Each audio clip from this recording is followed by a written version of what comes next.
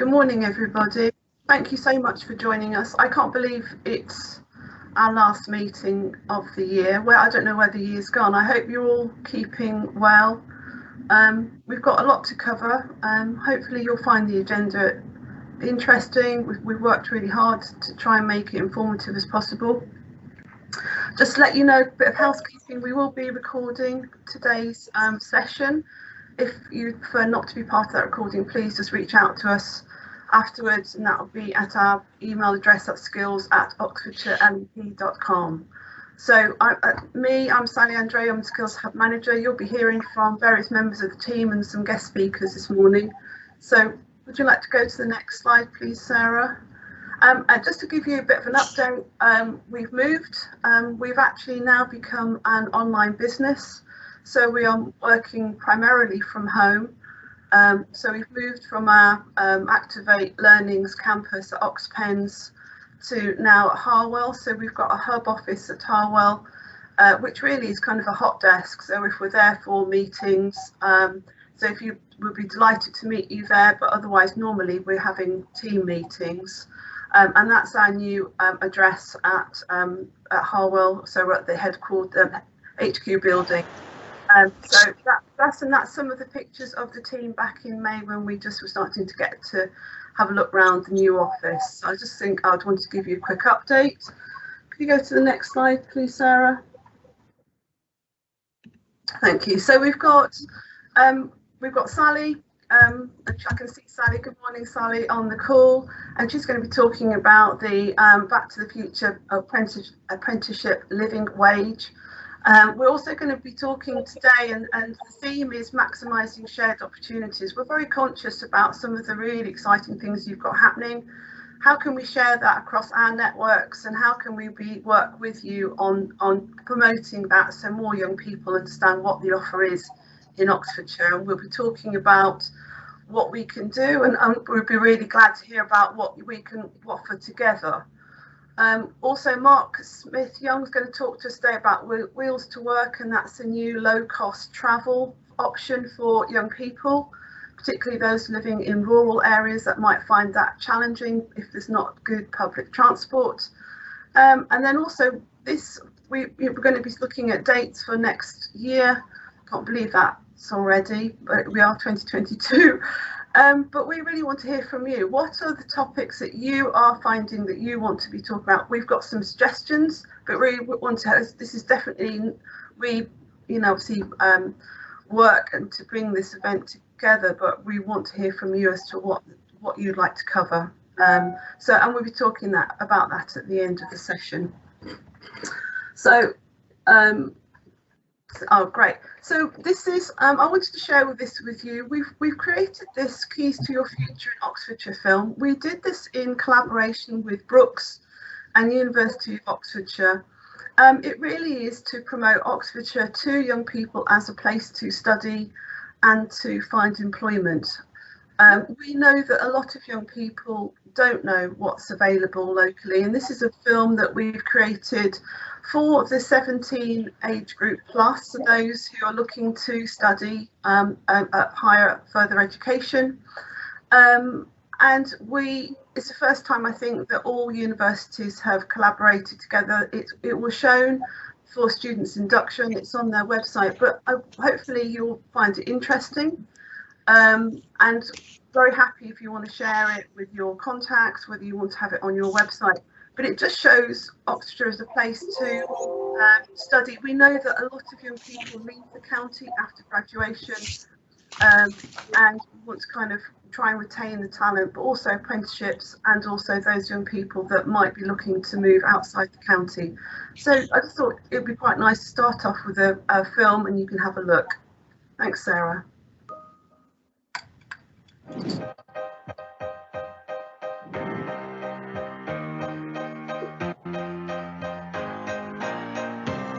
This is no ordinary door.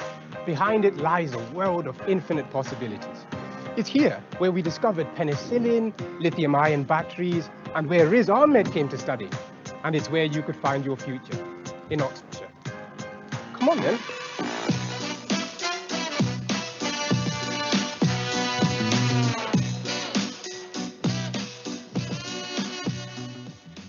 It's here that ideas are developed which have helped shape our society. And people here are still working on transforming our future, pushing the boundaries in fusion, autonomous vehicles, space travel, and more.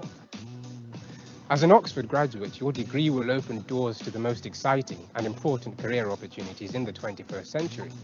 So, let's see what's on your doorstep.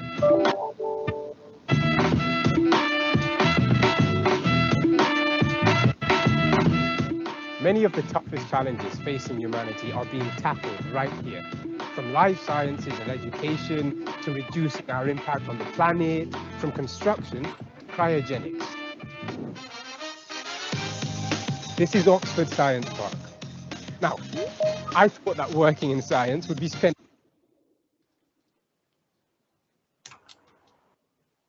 peering through a microscope.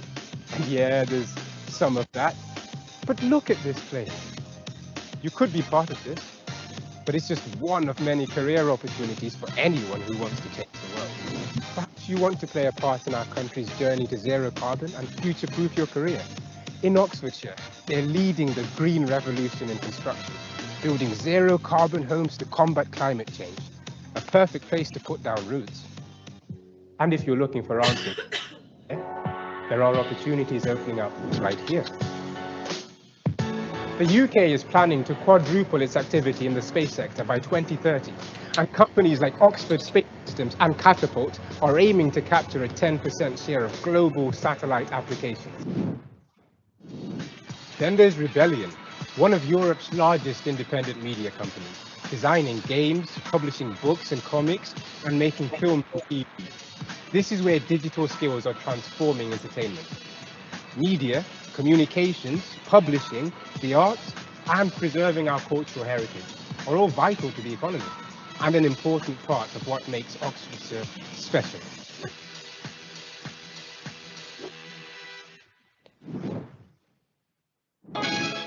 Let's talk to some graduates about their decision to work in Oxfordshire.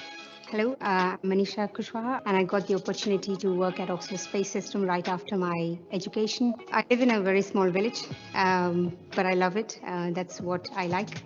But still, we are accessible. There's plenty of buses to Oxford, trains to London, and it's just an hour away from the beach.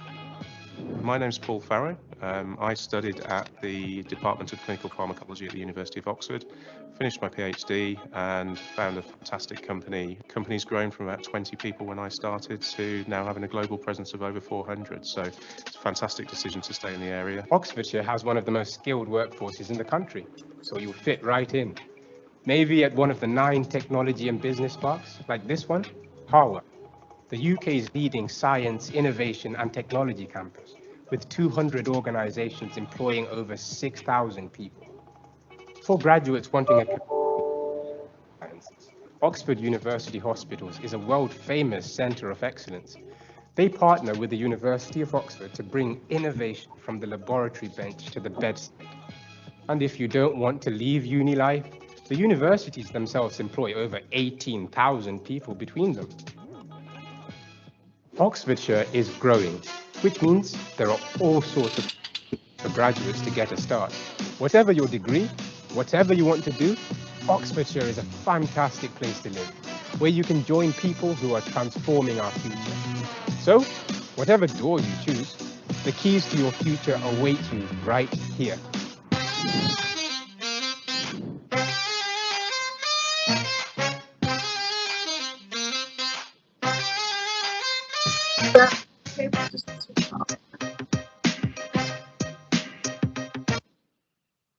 Fantastic.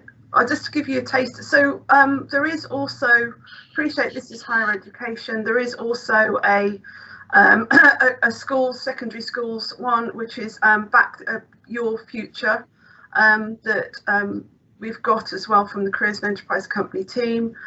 That's really, that's fantastic, and it really, that film actually helped to create this. But I just wanted to show you some of the resources that we're building up to try and promote Oxfordshire.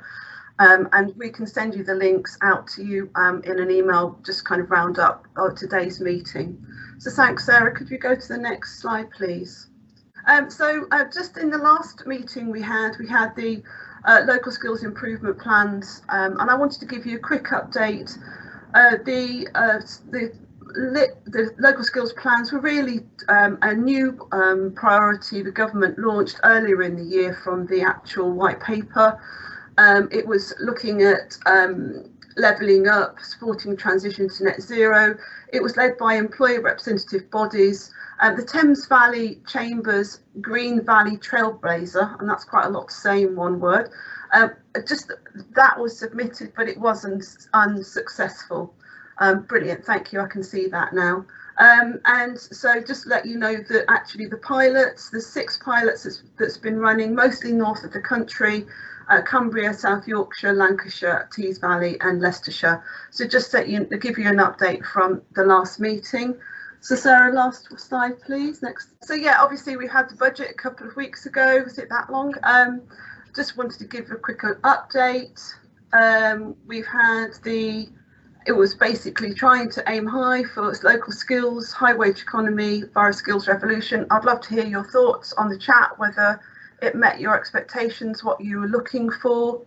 Further rollout of T levels is promised, expansion of adult coursing, also courses through level 3 qualifications in in-demand subjects like engineering and digital skills, and boot camps, aiming to invest in the skills that local employers need. And really would like to get your thoughts. Please pop it in the chat as to whether it met your requirements. Is there something that you felt that actually didn't hit what were you looking to do? But anyway, with no further ado, Sally, I'm going to hand over to another Sally. It's quite unusual to have 2 Sallys on the call, but it's great. So my name is Sally Williams and I'm Head of Strategic Partnerships for CSR Group. We deliver predominantly scientific apprenticeship standards, and it was brilliant to see in that video that you've just showed us, Melanie, the real focus on science and technology within the Oxfordshire area, because as we know, there are more science parks than anywhere else in the country, so really positive stuff. As well as working for CSR, I have a real bee in my bonnet at the moment about low apprentice wages. And so Oxlep have been very kind and giving me a platform today to tell you about a campaign that we are running. So back earlier this year, we as a training provider were noticing a higher dropout rate of apprentices that were engaged in apprenticeship programs with low apprentice wages. Sarah, is it possible to move the slide on? I've just tried resharing, Sally. Sorry for the difficulties. Right. I'll move on. Let me know if you can see. Right, brilliant. So currently, and this is as it stands today, if you are a 18-year-old apprentice, you are entitled to the national minimum wage, which is currently £4.30 an hour. In light of recent budget announcements, that's obviously gone up to £4.81 per hour, and that will kick in April next year. But can you imagine living on £4.80 an hour? So what we were noticing, and I don't know if you as training providers have experienced anything similar, is that if you've got an apprentice that is earning that really, really low salary, and granted, there are only a handful of employers that are actually paying that minimum wage salary. We as a training provider have taken a stance and a decision that we are going to try not to work with employers that are paying really, really low wages. If they are paying those wages because they're a small SME and they can only just afford an apprentice on that salary, then fair enough. But what we're trying to do is raise awareness that this salary is really, really low. So if you're, for example, an 18-year-old doing an apprenticeship, you are entitled to that £4.30 an hour. If you're in a similar age, working in Tesco's or Lidl or Aldi or wherever, you can obviously be earning a lot more money. And so what we were also noticing was that it is really affecting people's ability to gain new skills and kind of climb up the ladder in terms of career progression. So could we go to the next slide, please? So why is this important to us? Well, as a parent and as a mum myself, I wouldn't want my daughter or son to be earning minimum wage. And as we know, in Oxfordshire, there are many, many organisations employing apprentices. And if people are paying low wages, I don't know if you have experienced the same thing, but it's really, really difficult to recruit somebody at £4.30 an hour. It takes a long time to find them. We have higher dropout rates, as I've already mentioned. And those apprentices are less, and I don't really like this term, I know we're banding it about a lot recently, socially mobile. But as I said, they are less likely to be able to progress and gain higher educational qualifications. So could we go to the next slide? So back in the summer, I created a campaign which Oxford Skills have been very kind in helping us promote, called the Apprenticeship Decent Wage Pledge. And as of today, we've got now 40 employers, and this is just a selection of them, that have signed up to take the pledge. And this is not just for employers, so as training providers, you can also take the pledge to say that you are supportive of organisations paying a decent wage. So the University of Oxford were one of the first organisations to sign up to the pledge. And if we could go to the next slide, please. So what you're signing up is to say that you back the future and that you've taken the pledge to enable the apprentice to have a fair and decent wage opportunity.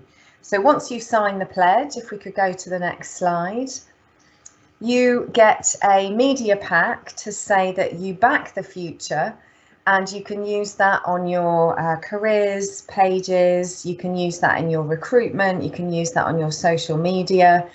And I've put a link there, and I'll put it in the chat as well later on today, where you can go and sign the pledge.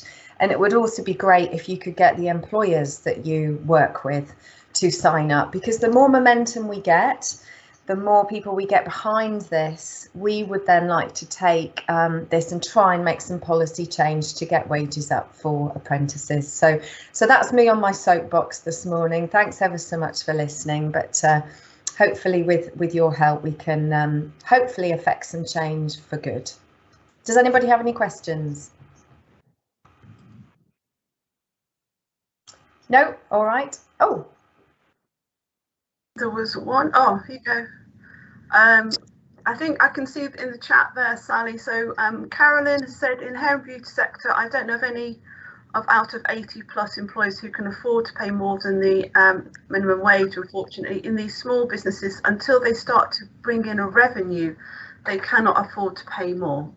Absolutely, and I completely agree with you. You're right. There are some sectors, and as I mentioned, SMEs, you know, they find it difficult to even pay that minimum wage. So this isn't really aimed at the SME sector and the smaller businesses. We're talking about the big people that have got massive budgets.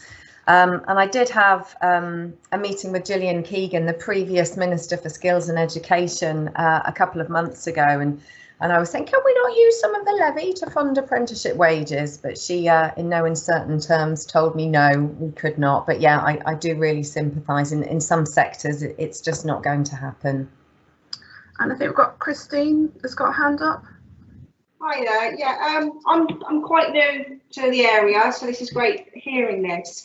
Obviously, if I'm to take this sort of back to JTL, you know, as a sort of an incentive, the first thing they're going to ask is it going to cost me anything? So to an employer, does it cost them or a business to be part of this pledge? Absolutely not. It's completely free to sign up. Thank you. Thanks for your question. Perfect. Thanks, Sally. And now, if there's any more questions for Sally, please just put them in the chat and we can respond to them, just if there's anything you'd like to ask. But I know the agenda's tight. Thanks, Sally. Appreciate that and totally support that.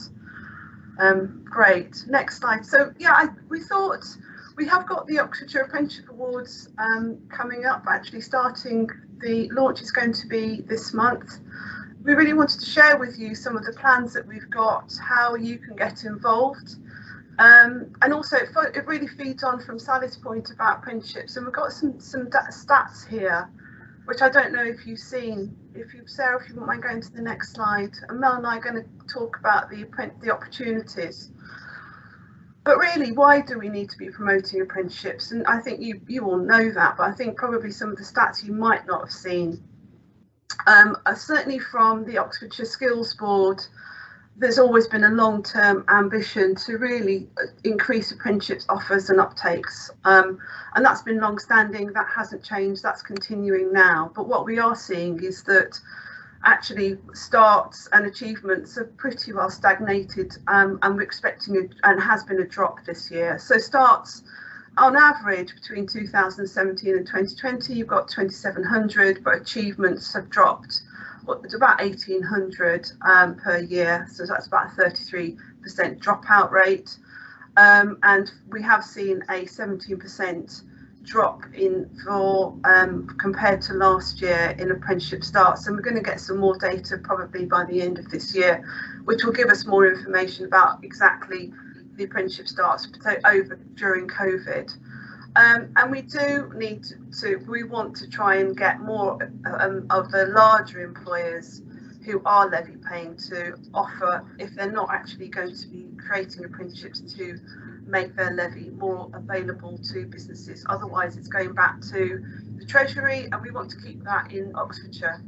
And so we are trying to leverage, and this is why we want to be promoting apprenticeships, to try and really to voice that, and it's quite a significant challenge at the moment.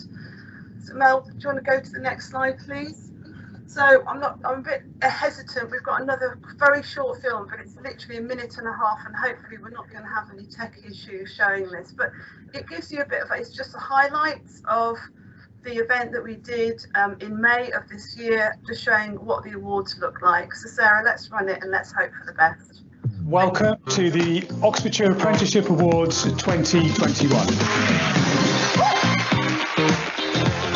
Well, how does that feel? You're a winner of first of tonight's awards. So how does that sound? That's absolutely incredible. Thank you so much. Huge congratulations, Mia. How does it feel to be the Intermediate Apprentice of the Year? Absolutely amazing. Huge congratulations for winning this award. That's a fantastic achievement.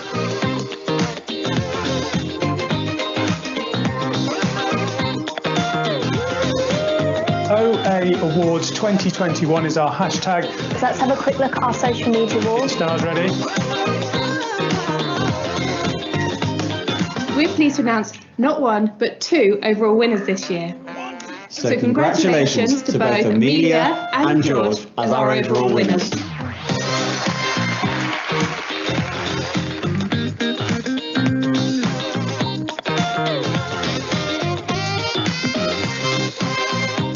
A huge thank you to everyone at home for joining us tonight. We hope you had a lovely time, and we hope to see you again next year. Bye-bye.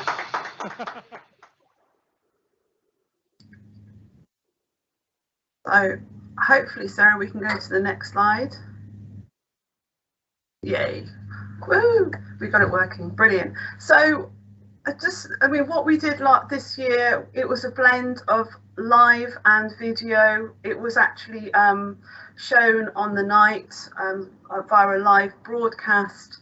But what we saw significantly, and this is really why we want to really engage with you on this, is we had a massive impact on social media. It went on for weeks, everybody talking about it, and that's what we need to do. We want to be talking about how to raise the awareness of apprenticeships to multiple stakeholders. So we're talking businesses, we're talking young people, carers, parents, whoever's got an interest in looking at careers. We want to be talking about apprenticeships. So, and I think what perhaps is a misconception is how we actually, the governance of it. So ultimately, we couldn't run the awards if we don't get it sponsored by business. And so the businesses sponsor, they judge, and they award all of the categories. We don't have anything to do with that. we manage it. So Mel does an amazing job in managing that and bringing it all together. And I just really wanted to share who's our committee. And the committee will actually, we will look, and the committee will actually decide. And we don't, again, we don't have that as who becomes the Apprentice of the Year. That is decided by the headline sponsor with the committee's support if necessary. So really what we want to just make you aware is actually this is a real collective. It's not just Oxford Skills doing everything, and that's why we really want to be reaching out with you. But we've recognised that we want you to be working with us to promote it, and this is some of the big really things that I think is really important to get across. So Mel, is there anything you'd like to add to that? No, I think that's good, Sally. Thank you. Okay, so if we go to the next slide, please. And these are some of the supporters and sponsors we've got this year. So you can see we've got some really big names. We've got Nielsen, we've got Oxford North, Blenheim Palace, Integration Technology. There's some of our, they've taken on a category and they're actually going to be judging. So basically what happens is all of the nominations come in from that category, and that business will go and meet and judge those nominees, and they will decide, that business will decide who wins, and they will let us know. So this is what's really important. So you've got Abbott there, Reaction Engines have just come in for the first time. You've got UK AEA, and this is where we can really build a fantastic groundswell of impact together. If we all work, if we can kind of collaborate on this, it'd be great. And so if we go to the next slide, please. I'm going to hand over to Mel just to start talking about the categories.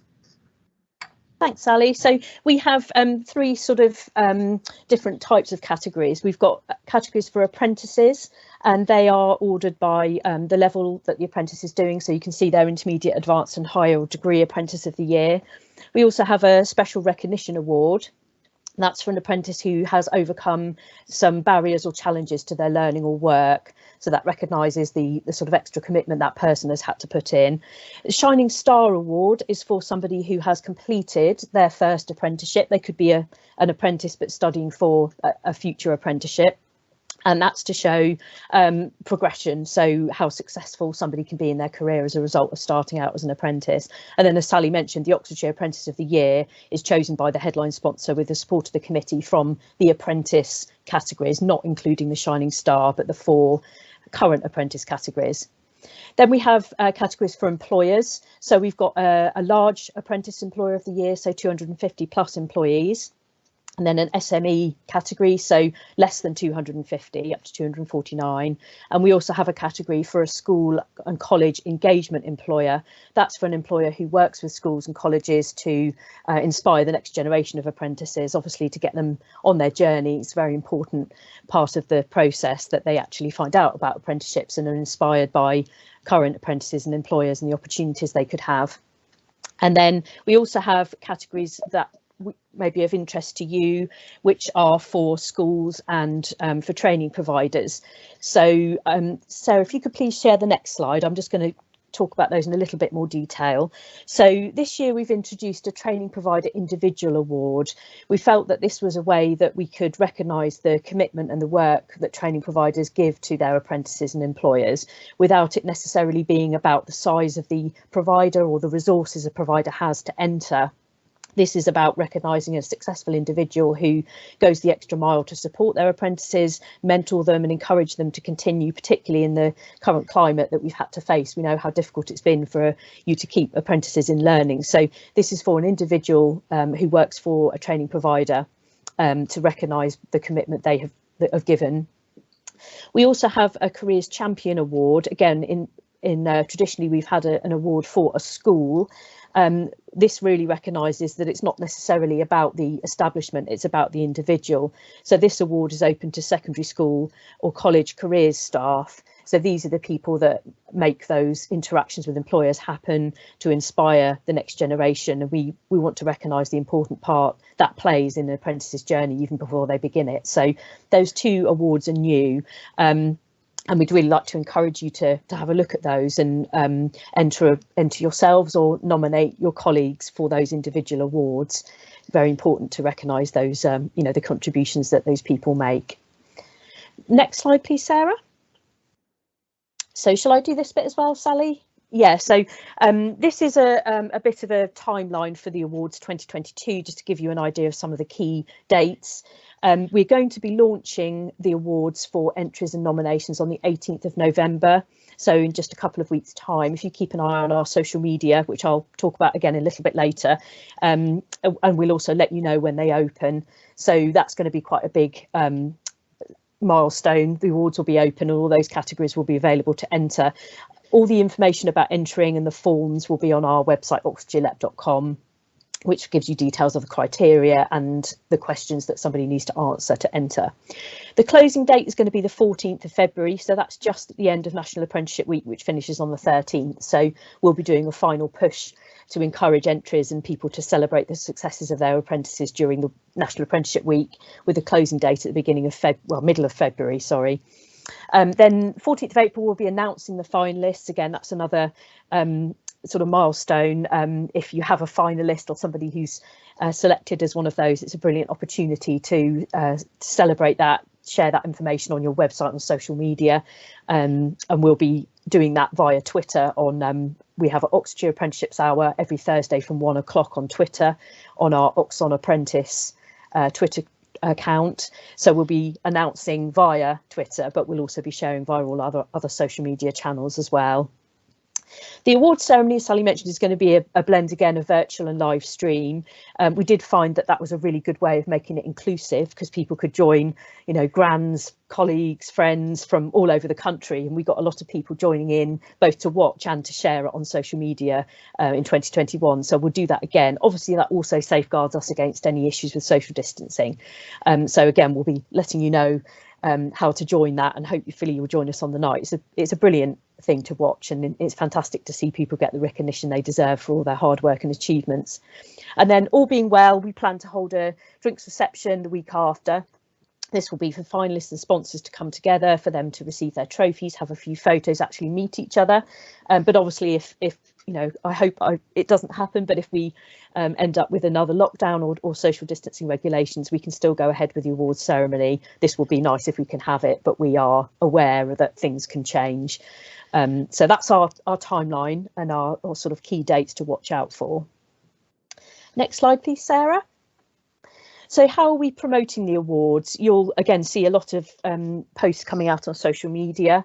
We're working with some of our previous winners to produce some films to encourage nominations and entries, and also to give some top tips on how to write a winning entry or nomination, and encouraging perhaps smaller employers who might think, oh, I don't have a chance of winning that, to see how it is that they are very deserving and have a good chance of getting through. We'll also be sharing comms packs and information, so we can keep you posted with all of that, and we'd really appreciate your help to help us spread the word. We've also got a feature booked with BBC Radio Oxford, where we're going to be talking about the awards and featuring some of our previous winners. So we're hoping to raise awareness and get to as many people as possible, so that they have the opportunity to be part of this and celebrate the success of their apprentices and their staff too. Our hashtag will be OA Awards 2022, as you can see there. So you should see a lot of that appearing fairly soon on social media. Next slide, please, Sarah. So finally, a call for you to help us with this. As Sally said at the beginning, we're aware of the importance of promoting apprenticeships and really celebrating the fact that they are still here. They are still crucial to businesses and organisations, and apprentices really do play some absolutely critical roles in their organisations and have done through some very difficult times. So we'd really appreciate you to share posts on LinkedIn, on Twitter, on Facebook. Keep an eye out for the hashtag, and please do share, like and comment on our posts, encouraging your employers, so the employers that you work with and the apprentices that you support, to put themselves forward or to nominate, so an apprentice can be nominated for an award. Sometimes they feel a little bit shy or a bit modest about entering themselves. Same with your colleagues. We know that it might be that your training provider or careers colleagues could be nominated by you and are very deserving, but may not do that themselves. So please do encourage entries and nominations, and then join us on the night. We'll obviously keep you posted, and you'll find out who the finalists are and be able to get excited in the run up to that. So we'll keep you posted and roll on May. I think that's all from me, Sarah. Thanks, the next slide. Perfect. Yes, thank you everybody. So much. And I can see Mark. Good morning, Mark. I'm going to hand over to you to talk about Wheels to Work. Good morning. I've just seen how presentations should be done, so no pressure. Okay, good morning all, and welcome to my presentation from Spain to Wheels to Work and what we offer as a service. If I could have the next slide, please. So Wheels to Work, we basically provide anybody who qualifies within in terms of our insurance and can afford to afford the hire fee, a rented scooter, and that is to give them the opportunity to travel independently to and from work, and also use it as a personal for personal transport. We operate in 7 counties, but most importantly for you guys today is Oxfordshire. Within the rental fee, we include a tracked and insured scooter, a service plan, so they don't need to worry about maintenance, scheduled maintenance, I'll add, and tyres based on wear. We provide a lock and we deliver the scooter to them. It says they're a minimum of 3 months. It's 3 to 4 months. It does depend on their area. There are a few changes we are making at the moment, but nothing too much. They also get breakdown cover and, as I said, independence. Can I have the next slide, please? So there are a few upfront costs. We need them to have a provisional driving license. That can be a £34 online fee, or if they do it by post to the DVLA, it is £43, and then a compulsory basic training test. What that is it's a day spent with a CBT at a CBT centre, and that's from £100. There seems to have been price hikes in the CBT costs over the summer. There's there have been huge waiting lists of up to 3 months, so I think they're making what they can at the moment. As I said, a CBT will take them a day. They'll do a classroom session. They'll move into a car park, which in theory is a safe space, which is just other scooters and motorcycles in that area. And then what the people who have a CBT are then qualified. If they're 16, they can have a 50 up to a 50cc or a 50cc scooter. If they're 17 and over, they can have a 125cc scooter. Next slide, please. So the application process, we've made this as simple as we can, and we're making the process more and more simple as we learn. We've been doing this now, just very briefly. We started this right at the beginning of the first lockdown back in March 2020.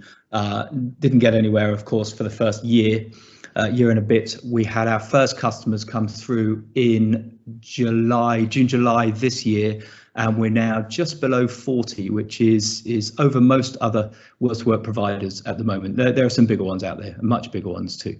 And as we're learning what our customers want, we're changing the application process to make it more simple and understanding their needs. So they apply online. We provide them with our privacy terms. We make sure they can afford it and that they comply with our insurance stipulations. We need proof of funding or employment and idea, of course, and we need to check they've got the right license, which I've just been through. So if they haven't, then they need to apply for their provisional driving license and do the CBT. Once all that's done, we enrol them in the Wheels to Work direct debit scheme for payment, of course, which they can do on a weekly or a monthly basis. We take an initial payment of up to 2 weeks or 1 month up front. They complete the terms and conditions, and then we agree when the scooter will be delivered to them for their personal use. Next slide, please. So again, the few changes that we've had to make here as we understand. Also, my apologies, you can hear the bongs of my emails. I've turned every notification off, but it still hasn't worked, so my apologies.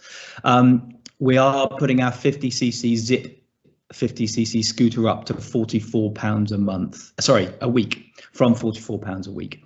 But otherwise, those scooter prices are correct. and we are waiting for our first electric scooter, which should have been here in September, I'll add, but apparently there are supply issues. We know the world is not quite straightforward at the moment. And as I've already said, within the hire fee, we include insurance, breakdown cover, a service plan and a log. Next slide, please. So we provide riding kit. We do this. This is unless the rider has their own kit, which quite a lot of them do actually, but we are starting to buy riders kit. They buy the kit themselves. We can do it on a payment plan of up to 4 months because that's our minimum hire term, and the kit is obviously theirs to take away. So as a minimum, we ask that they legally they have to have a helmet, but then we ask them to have a jacket and gloves. And if I can have the next slide, please. So there are the roughly costs for a helmet, an armoured jacket, gloves, armoured trousers, which we believe are a good thing to have, waterproof trousers, if not, advisory, as you can see there, and boots, again, advisory, but worth having. So they're just some basic costs. We do, if we can provide a hire scooter from as little as a week, and this really is people coming to us. So it doesn't work throughout the counties, as you can imagine. Delivery is a big amount of the cost that we put in, or of our costs anyway. So if people come to us and they want to hire a scooter for a week or a month, then we can provide them with hire fees. I'll add that these are our basic hire fees. We reduce them if they're having it for a long period. Next slide again, please. Okay, so we haven't found a great deal of funding at the moment for scooters. So at the moment, the majority, well, all bar a few of our customers are funding their own scooters through employment. But there are charities, local authorities, Job Centre Plus, other organisations that will potentially fund CBT or the rental periods. The rental payments. It depends on the individual, obviously. The Job Centre will also can potentially use their flexible support fund, so that can be used for, I think the most we've had is up to 4 months of the rental plus the CBT and their provisional license. As I said, 70% of individuals are renting their scooter themselves. Now that 70% is based on a national Wheels to Work statistics, not just ours. We're a lot higher than that. And as I've already said, that rental, if rental is 4, we've got 2 figures there, so my apologies, we're still working out what is going to be best. If it's 3 months or 4 months, we include the delivery of the scooter to anywhere within the Oxfordshire county. And then as I've just said as well, rental can run from 1 week. And somebody's got bored of my presentation already. Thank you. A typical applicant usually takes from 7 to 10 days. That's not correct anymore as well. As I've said, we have streamlined the process. We're now getting people out as quickly as the next day, as long as they are providing all the information we need and we have a scooter that's ready to go. But we can have someone on a scooter the following day. And on to the next. I think. Yes, that's it. So then it's just our contact details, and the next one is a few pictures of people riding our scooters. So that's the presentation. An overview of us very quickly is that we have been, as a business, we were providing motorcycle hire since 2008. Wheels to Work as a charity asked us if we would take a look at running a Wheels to Work operation, which we did in October 2019 and agreed to being part of being a provider, Wheels to Work provider. And as I said, COVID has got in the way of that, but we are starting to really pick up pace. We have lots of scooters available, and we have just under 40 riders out on the road at the moment. Thanks, Mark. That's great. Has anybody got any questions for Mark? We can certainly share the details if of any interest. I'm sure there will be. I mean, this is really going to help. I know Oxford's a very rural economy. If people need to or having challenges in getting to work or taking opportunities because they can't access public transport, this is a great alternative. So if there's any questions, please let us know or pop it in the chat. I think we're good, Mark, right now. So thank you for okay, that. in that case, sorry. Well, enjoy Spain, you lucky thing. At the moment, I'm just enjoying, or not, the 2 days journey here. So apologies for the lack of sleep and tired looking face, but thank you for your time, everybody. And any questions, you're very welcome to email me directly if you wish. Enjoy the rest of your meeting. Thanks very much, Mark. Thanks for your time. Right. Many thanks. Bye-bye. Bye. Thank you. Okay, so this is going to be the more interactive part. So get ready with your clickers and your buttons, because we're going to ask you for your thoughts and how we can start really looking together and creating shared opportunities. So what we've seen across social media is that we know that you've got a lot of events, you've got open days, there's things happening that possibly we're not cited on.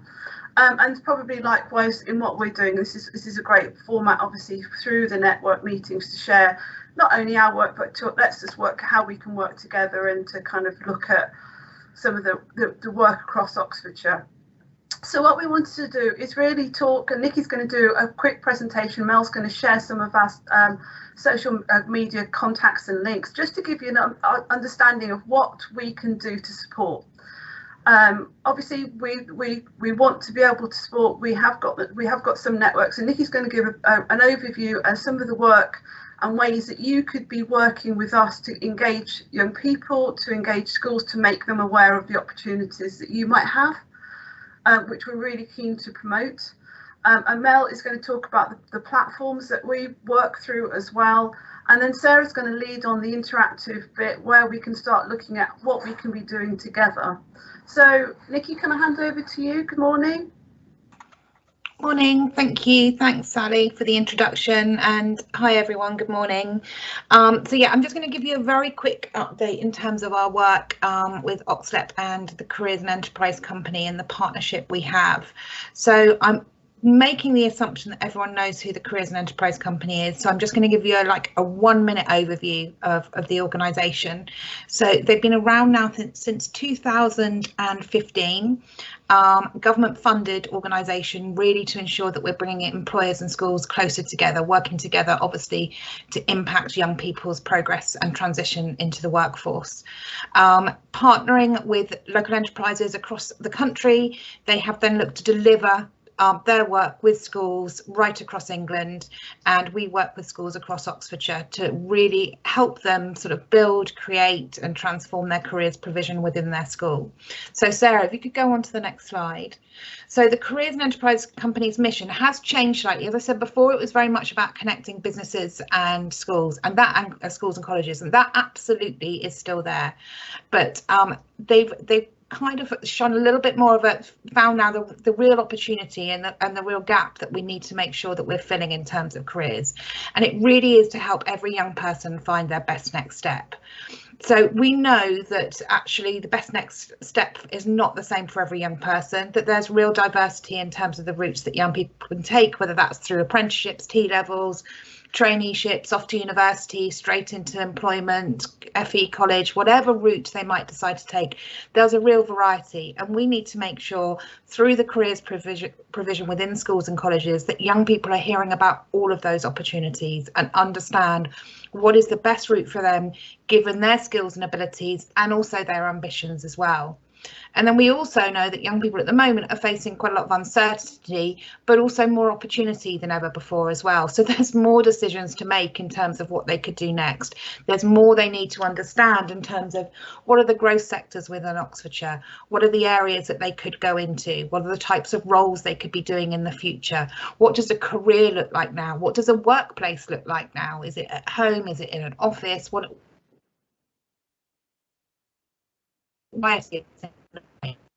And we know that the best way for young people to learn about that is through doing as well. So having those experiences whilst they're at schools and colleges, enabling them to make up their mind about what they want to do with their futures. And we also know that difficulties are not evenly spread. So we know that for some young people, there are barriers in place which mean that they may not feel that those opportunities are available to them. And one of the things that we need to do through careers and through the work that we do with our schools is ensure that those barriers are removed for those young people as well. So what we want, and what the Careers and Enterprise Company wants, and what we're very much doing here at a local level in Oxlep as well, is we want a modern 21st century high quality careers education for every young person everywhere. And through supporting schools and colleges, we want them to deliver that great careers education. We want to support employers to engage and training providers to engage in education with a purpose as well. So really with a real wanting to make that real outcome impact and have a real outcome for the young people, and include every young person. So no matter what their starting point, no matter what their circumstances, that every young person is included in that careers education as well and gets what they need. So that's very much what we're all about and what we're trying to achieve. And if you want to hear a little bit more, there's a link when the slides come out. There's a link there to a film from the CEO at the Careers and Enterprise Company explaining a little bit more about our mission, vision and priorities as well. If you could move on to the next slide, please, Sarah. So hopefully you've all heard about Good Careers, the Gatsby benchmarks, and you're probably aware of what those are. And you'll be very aware that within one of the benchmarks, so about encounters with further education, training providers are one of those benchmarks that schools need to meet. So the benchmarks is the framework that schools need to meet in terms of that good careers provision. So these are all the things they should be doing. It's not a tick list though. It's not just like, yeah, we're doing this, we're doing that, we're meeting this. It's about making sure they do also then individualise that provision for different cohorts of students as well. And one of those really important pieces, as I said, is really shining a light on the apprenticeship and other routes that there are for young people, and making sure that that information is given to them, and making sure that students hear from FE colleges, from training providers, etc., from apprenticeship employers, to really understand those routes. So we're really keen, one, to support our schools in terms of making sure they've got the best provision, careers provision in place by meeting the Gatsby benchmarks frameworks, but two, to really ensure that young people get those key messages as well, that they know what the opportunities are for them. So we're really keen to look at ways that we can work with yourselves to, one, as Sally said, certainly promote any opportunities you've got, promote events that you've got, etc., through our schools, but also to be able to contact you. We have numerous asks from schools who are running, maybe they're running a careers fair, maybe they're doing an apprenticeship day for their year 11 students, who are really keen to get training providers in front of their students as well, to talk about the reality of doing an apprenticeship. So as much as we can come to you as well to ask for your support in those things, and what we can do as well is help you understand what schools might be best for you to connect with, where the best matches are, etc., and point students in the right direction. If we know more about the opportunities that you facilitate, we can certainly point students in the right direction to the right training provider if they want more information. We can go on to the next slide, please, Sarah. So local opportunities to engagement. First of all, a couple of things I'm just going to mention in terms of what we've been doing locally. I've already mentioned we work with a large network of schools, so it's actually 49 schools and colleges that we have in our network. 24 of those schools are in our careers hub. That means that they get some additional support with regards to their careers provision, and 25 schools of those are in the wider network as well. But to be honest, we work with them all incredibly closely, and I have a team of three enterprise coordinators who have fantastic relationships with all the careers leaders within those schools, and we really do support them in terms of meeting the Gatsby benchmarks and building a really clear careers programme and strategy. We work with a mixture of mainstream schools and also special schools, FE colleges, and one alternative provision as well. Really important that we also do think about our special schools alongside our mainstream schools, looking at internships and supported apprenticeships for them as well. So we're really keen to look at how we can build that up too. In terms of ways you can engage with us directly, we do have our Find Your Futures platform, which I think some of you probably are already on. This is something that we launched last March, and it's a platform where we have up to 100 pods, virtual stands, which are over 70 of them are employers, but also the remaining are colleges and also training providers across the county. So if you're not already on that, and we can share the link with you, then absolutely get in touch. We'll be doing a refresh refresh of that early in the new year, so we'll be able to get you onto that platform as well. And that's something that all of our schools have been using quite actively over the last term in terms of allowing students to explore virtually. It's like a careers fair, but they can go and explore virtually different types of employment opportunities, different sectors and different pathways as well. So absolutely would urge you to have a look at that and see if that's something that you might be interested in having a stand at or a pod at. Another program we run as well is our Enterprise Advisor program, and this is a way that if you individually or anyone within your organisation wants to work strategically with a school, all of our 49 schools have an Enterprise Advisor who works directly with them. So this is more of an individual thing that you can get involved in.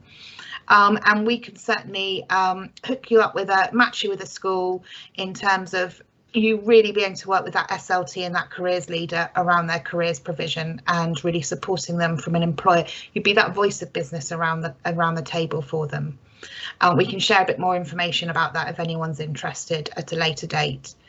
And then give an hour. So that's our programme in terms of if anyone wants to get involved, as I said, whether it's you want to get involved in a careers fair, whether you feel actually your organisation or yourself would like to get involved in sort of mock interview days within a school, whether you'd like to do a presentation at an assembly or a part of an apprenticeship awareness day or something.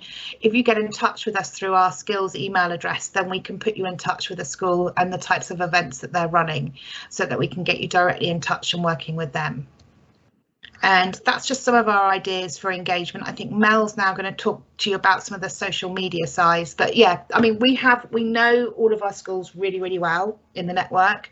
We know what they're looking for. We know where they potentially feel they might have gaps in terms of the knowledge that their students might be getting around the different pathways. So please feel free to reach out to us and we can certainly have a conversation with you and look at how we can get you more engaged directly into the schools. Mel, over to you. Thanks, Nikki. Could I have the next slide, please, Sarah?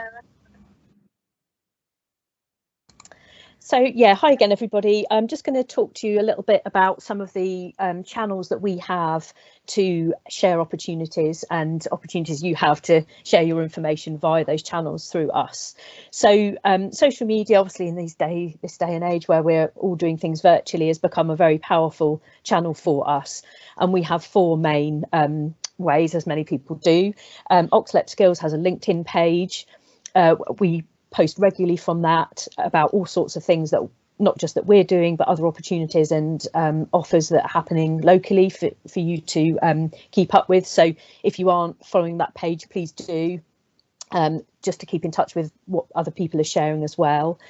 We also have an Oxfordshire Apprenticeships LinkedIn group, and more recently we've joined up on the South East Apprenticeship Ambassador Network group, which some of you may be linked in with as well. That's fairly new, hence the lower number of followers for that. But again, another useful one to hook up with to keep in touch with things that are going on more in the sort of Thames Valley and wider South East, not just in Oxfordshire. Obviously, there's a lot of stuff just across the border that is of use and relevance and may be helpful for you to share your opportunities there too.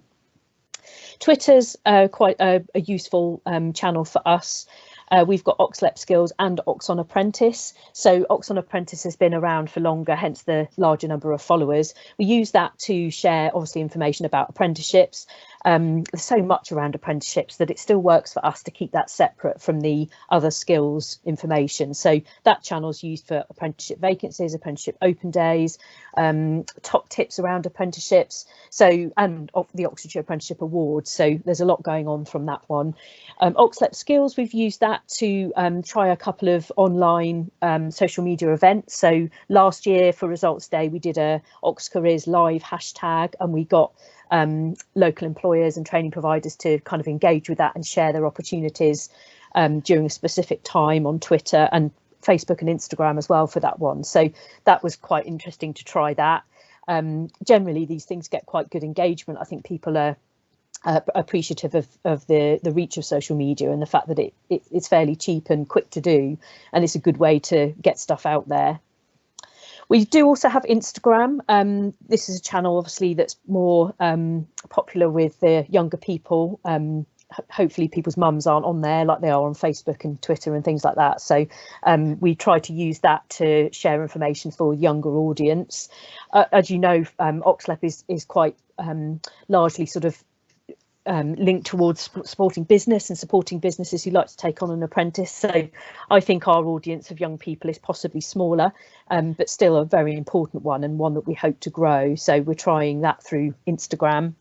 We've got, again, Oxlep Skills, Ox on Apprentice, and as you can see there, Find Your Future also has its own Instagram account. So the team have been sharing kind of news for around results days and the support available for young people, the kind of sectors that are represented there. So again, something that's more of interest and direct use for younger people and parents and carers. Facebook as well, we find that quite successful for some things. I think quite often the users that are on Facebook, maybe they're a parent themselves, or they may be a business owner. So it works quite well as another channel. And again, we've got Oxlep Skills and Oxfordshire Apprenticeships. So as I mentioned earlier, please do follow those channels and keep up with our hashtags. We can also help to share things. So if you tag us in, if you tag those handles in, or use our hashtags, Oxfordshire Apprenticeships Hour as well has a hashtag OA Hour, as I mentioned earlier on, then we will repost and retweet or do our best to do that. So one easy way that we can help you to spread the word about your, say, open days, maybe you've got some apprenticeships that you want to promote, is to tag us in, and we will share and repost that post through these channels. So you can see we've got a fairly good reach, and we can do that. I know some of you, we do that already, and that works well. So please do, if you haven't so far, tag us in, and we'll do our best to share that for you. Next slide, please, Sarah. This is just an example of when we have used social media for a big event. So Oxfordshire Apprenticeship Awards, as I talked about before, we did get a really good engagement for that through social media.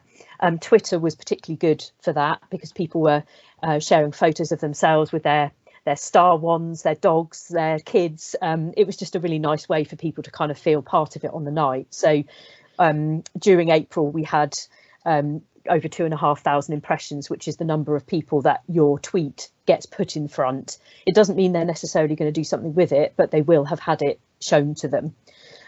So you can see that's a lot of people, 81.4 thousand impressions during April. We also found that we got 16 new likes per day. We had 2 link clicks per day, you can see there, which meant that we were gaining followers. We were getting people looking at our profile and finding out who we were and what we do. So we can reach a lot of people, and we can bring you along as part of that. So obviously the Apprenticeship Awards, if you have a finalist, if you're in the final, you can be part of that social media activity around it. Again, just in May, the awards itself took place on the 6th. And so the 2 days around that, we had around 52,000 impressions over those 2 days. So lots of people were interested, engaged, 350 almost likes. And there's an example tweet there at the bottom. So it was about Ellie, one of our fabulous Special Recognition Award finalists. She was studying for her apprenticeship with Aberdeen and Whitney College, so they were tagged in, as well as her employer and the sponsor.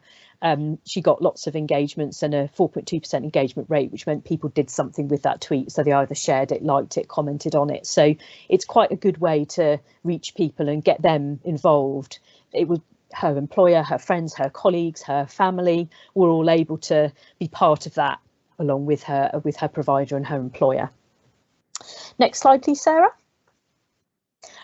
Going back to the presentation that you just heard from Nikki, one of the things that I work with the team on is to produce a weekly e-newsletter.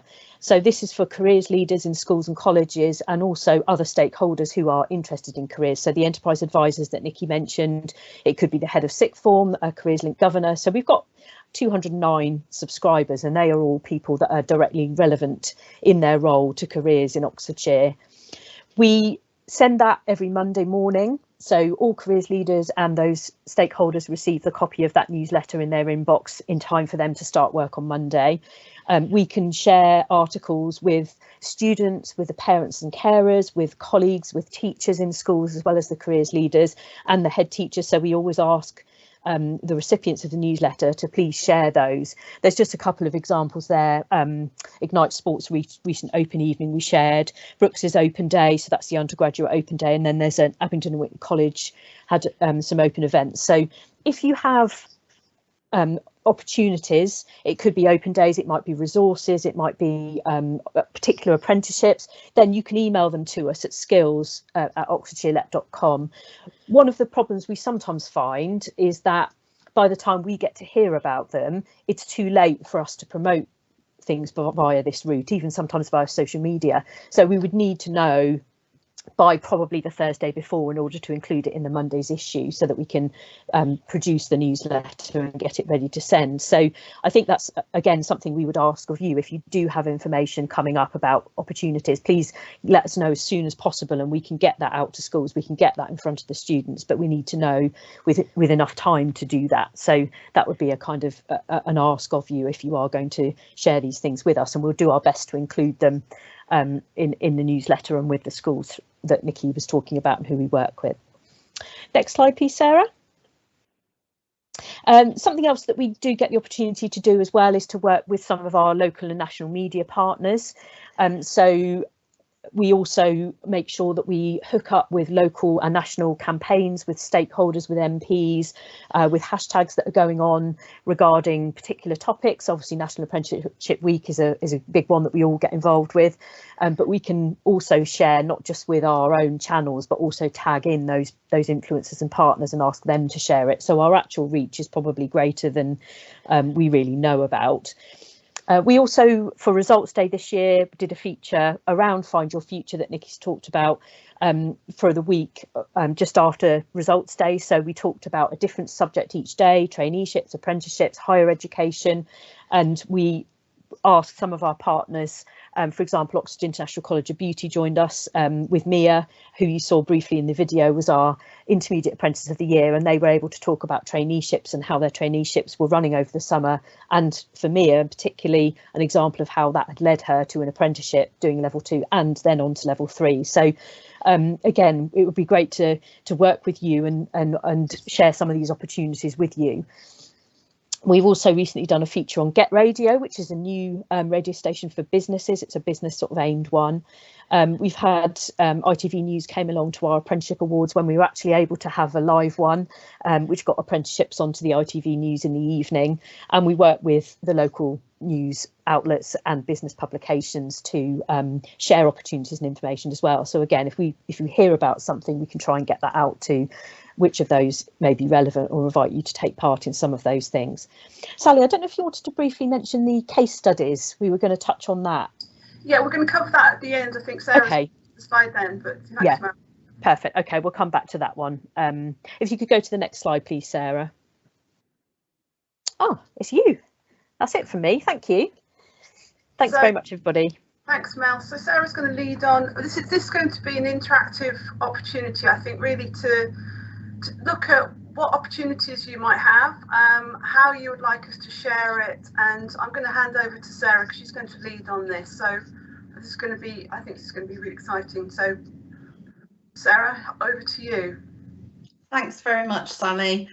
So yeah, hi everybody, good to see you all again. Thanks for attending, and I'm really looking forward to having a go at using Mural with you all. It would be interesting to just understand how many have used Mural before, to use post-it notes and to share ideas. If you could put a thumbs up, that would be great, just for me to get an idea of how many people have used it before. So thumbs up, please, if you've used it before. And while you're doing that, I'm just going to be taking down my screen and sharing the Mural screen with you instead. So bear with me. Okay, I'm not seeing any thumbs yet, but that's pretty. There are a few. Oh, are they? Yeah. Thank you, Sally. Roughly how many do you think have used? I just saw 2, I think, but. Okay. Okay, great. So hopefully you can see my Mural screen now, which looks very pretty coloured. So lots of different colours on there. Please let me know in the chat if you aren't able to see it. But I just want to give you an overview of how to use this very quickly so that we can all share and interact together today. So hopefully you can see on the right hand side the outline menu. So we're going to be using that to navigate around this opportunity. So you'll see that if you click on different areas of that outline, it will zoom in to the mural board and show you the area that we're concentrating on.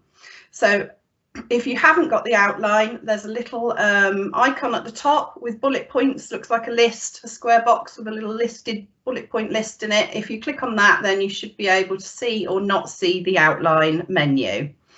So we're going to use that, and we're also going to be using at the bottom of the screen our zoom menu. So you can resize here, so there's a zoom out button and a zoom in button. There's also a move mode, so you can click on that and then you can hold the screen and move around to different areas of the board. Make sure you click off that if you want to go back to zooming in and out. You can also do that with the mouse, so you can use your scroll button to move in and out, and you can click and hold to move around the screen. So hopefully that allows you to use this and to use the different sections of this, which I'll explain as we go along. So I'm going to share with you now in the chat the link to access this. So if you could please click on the link in the chat and open the mural board up, you'll be able to access this yourselves and be able to interact with this opportunity. Sarah, could you mind sharing the link again, please? I don't think it's come through. There we go. I think I didn't press the enter button, Mel. Yeah, we've got it. Thank you. Okay, great. So it'd be just great. I'll give you a couple of seconds just to get yourselves onto that mural board. As I say, use the link in the chat to click on it and to access the board, and this is where you'll be able to share your ideas with us as we go through. So I can see that there's a few people already on the board. So Jenny is moving about, so welcome Jenny. I can see Christine, thank you. There's a few people starting to move around now, great. So we'll just give it a couple of more seconds for people to access that link and to get onto here. I can see Eleanor, great, Claire, super, Sally's on here, Eamon, thank you. So quite a few of us now on board, so we'll make a start and hopefully the rest of you will catch up with us. Please, if you are having any challenges with this, do let Mel know through the chat facility in the Training Provider Network Teams meet, and we'll try and help you out. Mel will notify me of those and I'll try and explain what to do if you're stuck. Is there anybody at the moment who is having trouble at all? Okay, no responses on that at the moment, so let's get started. So if you use your outline menu on the right hand side to go to the top 5 questions, zoom in, and you should be able to see the questions that we want to ask you today. So the first one we're going to be concentrating on is what opportunities can we share for you? So what opportunities do you have as training providers that you'd like us to share with you? Hopefully you've come prepared with some ideas. To share that information, you need to go down to the post-it note section. Double click on a post-it note and type in your responses. Remember, you've got the zoom button down here on the right if you need it to zoom in and out. And then once you've typed into your post-it note, if you could drag it down to the provider opportunities, the blue box on the left-hand side in the group brainstorm area. If you have trouble with dragging it, just double click somewhere else on the screen and then go back to your post-it note, double click it and move it onto the board. I can see that Carly's already placed a post-it note in the correct area, so thanks Carly. You can use any colour post-it notes, don't worry about trying to access the same ones as everybody else, it doesn't matter, you don't need to all use the yellow ones, just grab anything. Maybe 1 or 2 at most. I'm going to give you maybe another 15 seconds or so just to answer this question. So once you've typed in them, as I say, if you click somewhere else and then go back onto it and move it across into the board, do let us know if you're having any problems.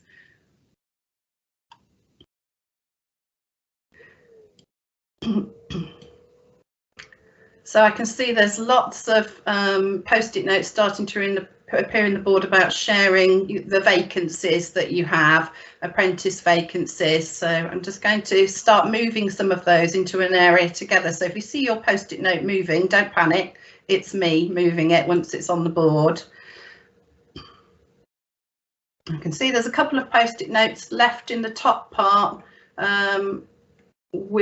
that haven't moved yet. Remember, click somewhere else on the board if you can't move it, and then try again.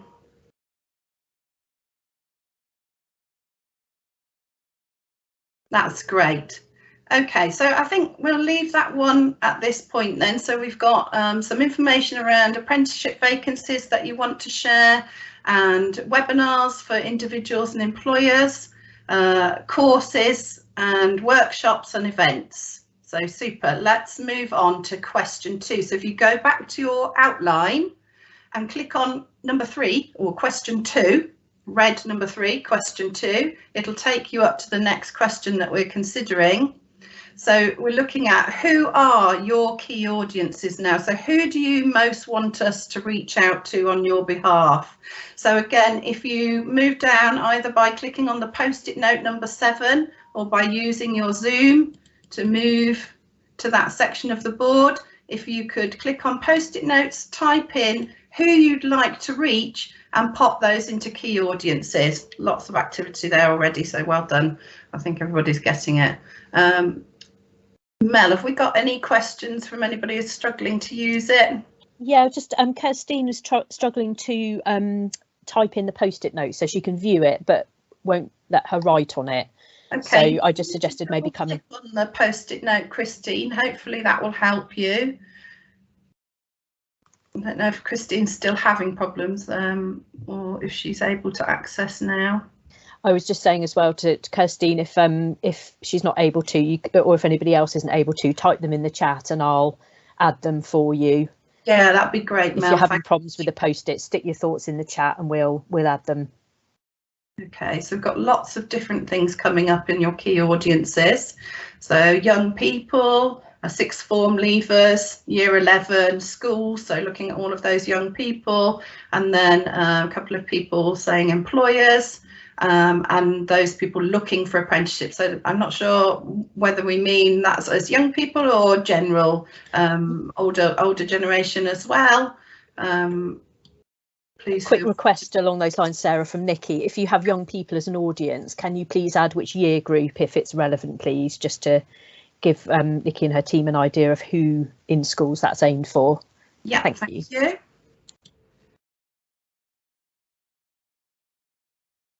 Okay, so it looks like movement has stopped on key audiences. I think if you've got anything else to add, just pop it in as you go along. But the next question we're looking at is question 3. So again, move over to the outline, click on number 4, question 3, and you'll see that the question we're looking at now is the channels of communication that your organisation finds most successful. So Mel obviously shared in her presentation how we use different communication channels on social media, for example, so Twitter, Facebook, Instagram. If you have, please do pop some post-it notes into the section for the channels, the green box.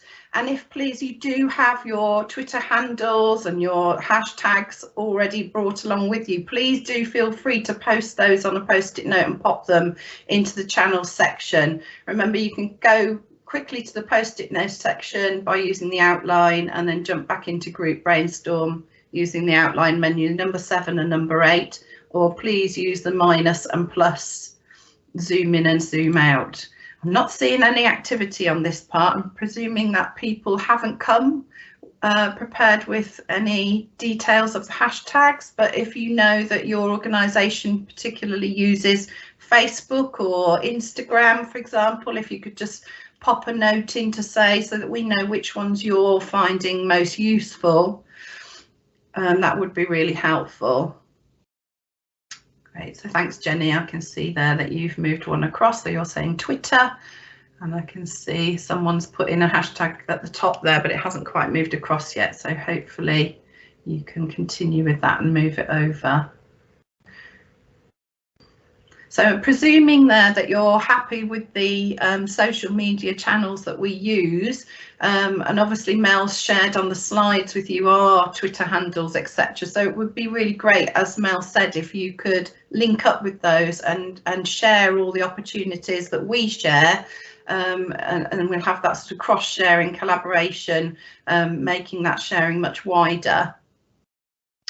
Okay, so we'll move on to the next question, which is question 4. So again, use your outline menu to move swiftly to that.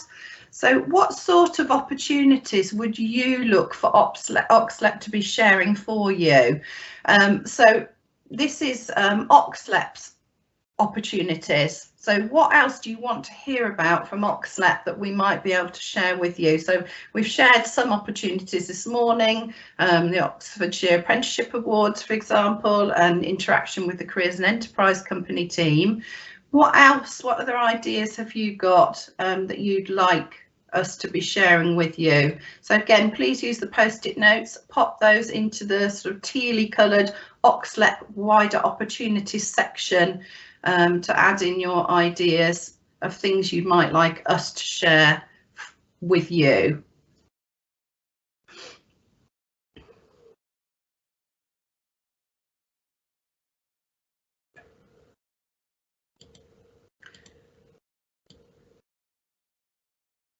So we've got an idea then, again, linked to Mark's presentation earlier today with Wheels to Work. There's somebody there asking around different schemes of travel for young people.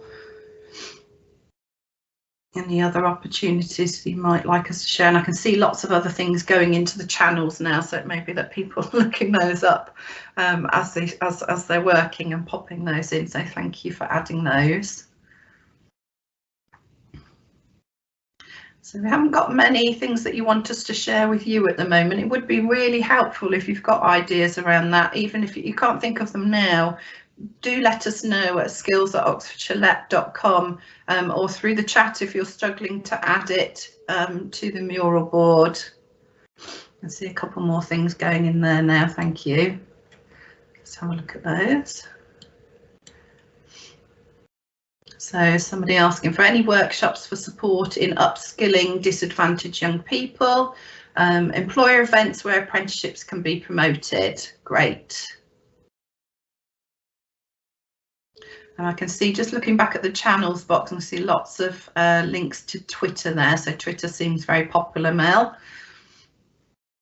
Okay, so we'll move on to the final question then. So moving again to the outline for question 5. If you zoom in, how can we work together to reach the right audiences? So any other ideas you've got to help us help you to share the opportunities that you have, and for us to share the opportunities we have with you? Do you have any other ideas to make the best of that, for us to really make this happen? We really want to make this collaboration opportunity work. So please, if you've got any other ideas, use the post-it notes, move to the group brainstorm and pop them into the purple working together box. So I'll just give you another 30 seconds on that one, and then there'll just be a little opportunity to vote on which things you agree with most that have come up in the group brainstorm area shortly. A few things extra being added to some of the other boxes, so thanks to those of you who are adding in lots of different ideas for us. That'd be really useful for us in the future. So in the working together box, we can see we've got some clear messages and using a variety of platforms. Okay, so I think what we'll do now is I've just put on the right hand side of the group brainstorm area, you can see a vote box, or you can use number 9 on the outline menu to go to voting buttons. You'll see some little blobs there, little yellow, purple, green dots. If you use those now to move them across to the ideas in the group brainstorm area that you think are most important for us to work on together. We can't guarantee we can do it all, but we'll definitely try our best to work with you wherever we can. Once you move the voting button, you just click on it and drag it. If you could just put it around the outside of the post-it notes rather than on the post-it notes or underneath them, and then we can just get an idea of the things that you think as a group are the most important. So just using those voting buttons, I can see a few post-it notes at the top still that look like they've been written on and not moved properly. Let me see if I can just zoom in on those and move them. Maybe move them over. I think what's happened is they've just shrunk a little bit. So I'm just making those bigger. If anybody's seeing those post-it notes there at the top of the group brainstorm and where you want to put them. Sorry, Sarah, that was me doing those. They're meant to go in the, it's meant to be one. It looks like they're all the same. I think I was trying to do, didn't realise it had worked. And I can see someone's post-it note forming in the pink section, so hopefully that one will move over shortly. So again, use the post-it notes, please, for all of the different areas of the group brainstorm area, just to give us an idea of what you want us to work on most. Okay, I'm going to put the timer on now. We'll have maybe one final minute. A cuckoo sound will appear. Please just use the time to add anything to anything you didn't have time to pop a post-it note into, or you want to move the voting button to. So one final minute, and then Sally will provide us with a summary. You can see we're just running near the time for the end of the meeting, so sorry to keep you all. I think we've done this fairly swiftly, so well done.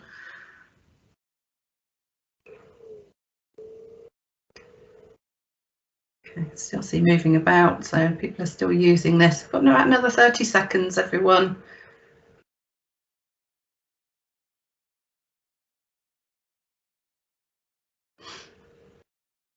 Mark, if you're stuck, oh, you've moved it, well done.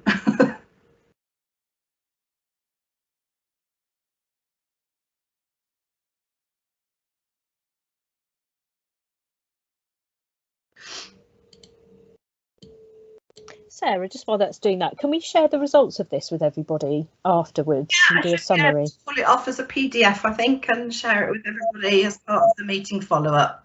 And on that note, there was the cuckoo timer. So thanks very much to everyone for your interactions. If you just close the window once you've finished working on it, it'll save all of that for you. So don't need to worry about saving anything. It'll save at my end. So I'm going to hand back over to Sally now for a brief summary and just the last few slides. I'll pop those back up for you, Sally. Brilliant. Thanks, Sarah. And thanks everybody for contributing to that. That was a really useful exercise in just understanding, you know, what are you looking at. Some of the things that I've taken away is really, you know, the similarities. So Twitter seems to be the most used channel, but I'm really interested in that CSR scientific group that people are talking about, and really that we're trying to get more vacancies really shared. And I think that's something that we've been hearing a lot from businesses, is how we can work collaboratively together to make sure that the vacancies that are happening, and some of them are fantastic, but how can we get those out to young people and make them aware of the opportunities. So I think we will disseminate all of the kind of findings from that. We will certainly share it, and perhaps it would be an opportunity at further meetings is to kind of then say, okay, these are the kind of initial thoughts. How do we develop this thinking, and how do we start creating those networks? But we will send you an email after this with the recordings with more information. So just conscious of time, we've got the last 5 minutes, and I think hopefully we'll come a little bit, end a little bit earlier. So Sarah, would you mind going to the next slide, please? I started off the meeting saying, actually, this is our last one of the year.